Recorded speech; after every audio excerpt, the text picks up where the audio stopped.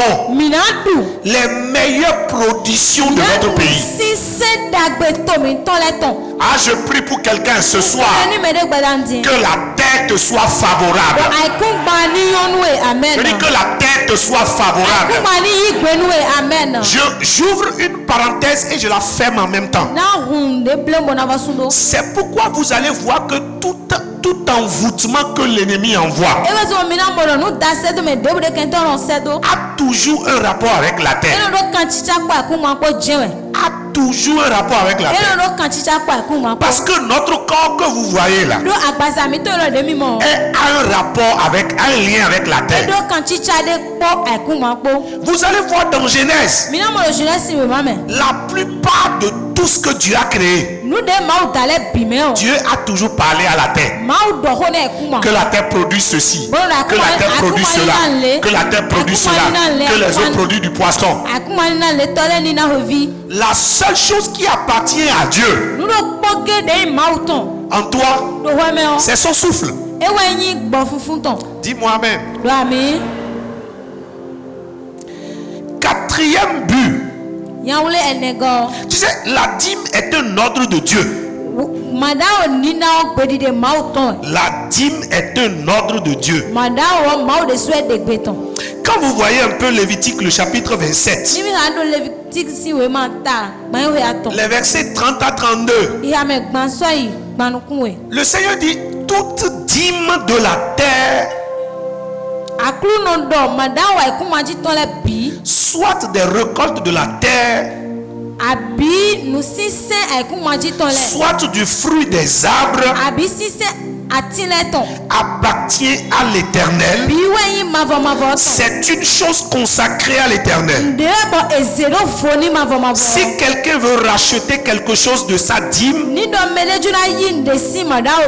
il y ajoutera un cinquième. Toute dîme de gros et de menu bétail, de tout ce qui se passe sous la bergerie, sera une dîme consacrée à l'Éternel. Quelqu'un peut me dire amen? Vous avez vu, la dîme est un ordre de Dieu. La dîme est un ordre de Dieu. Et je vous l'avais dit tout à l'heure, Abraham et Jacob avaient donné la dîme. Ce n'était pas que, rien ne prouve même que Abraham et Jacob ont laissé des écrits. Non, rien ne prouve. Rien, ils n'ont même pas encore cette notion-là. La première fois où on a entendu que quelqu'un a écrit, c'est Dieu lui-même qui a écrit sur des tablettes au temps de Moïse. Donc je peux même dire que l'écriture a commencé par, ça dit Dieu et Moïse, pas Dieu lui-même. Rien n'était écrit en ce temps-là. Mais il y avait ce qu'on appelle comment on appelle la traduction orale.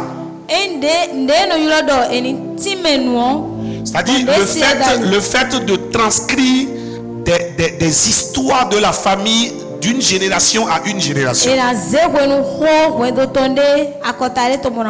Donc, vous allez voir que la dîme même que Dieu a instituée, même si Moïse a entendu une histoire de ses aïeux,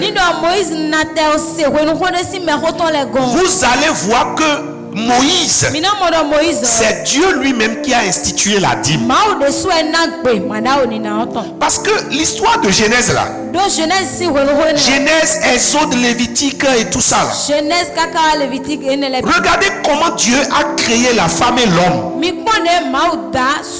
dans le jardin d'Éden. Vous voyez, la Bible n'a même pas dit que Dieu lui-même a raconté comment il a créé Adam et Ève.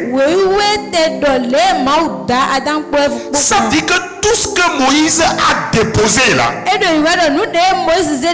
tout a été reçu par révélation. Et c'est Dieu qui lui a institué cela.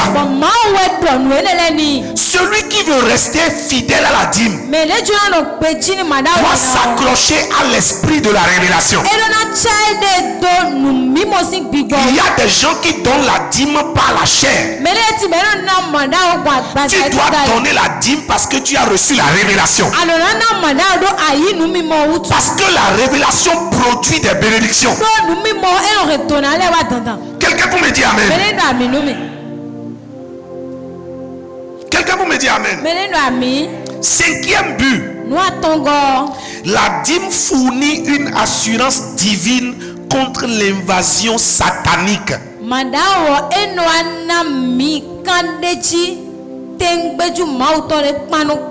Je dis bien que la dîme fournit une assurance divine contre l'invasion satanique.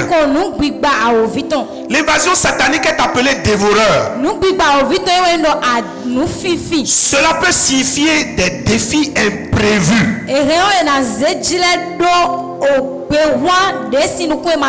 Des batailles. Et des choses qui gaspillent votre revenu et vous enlèvent ce que vous avez.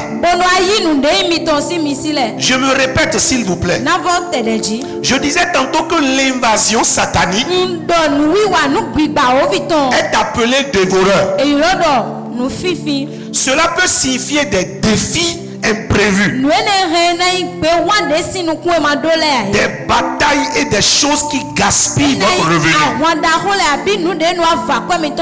et vous enlèvent ce que vous avez. Amen. Amen. Ce qui arrive au premier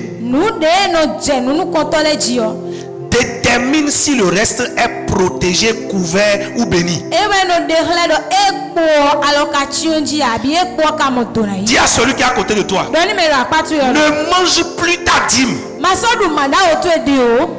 Tu vas voir que quand tu finis de manger même les 90%,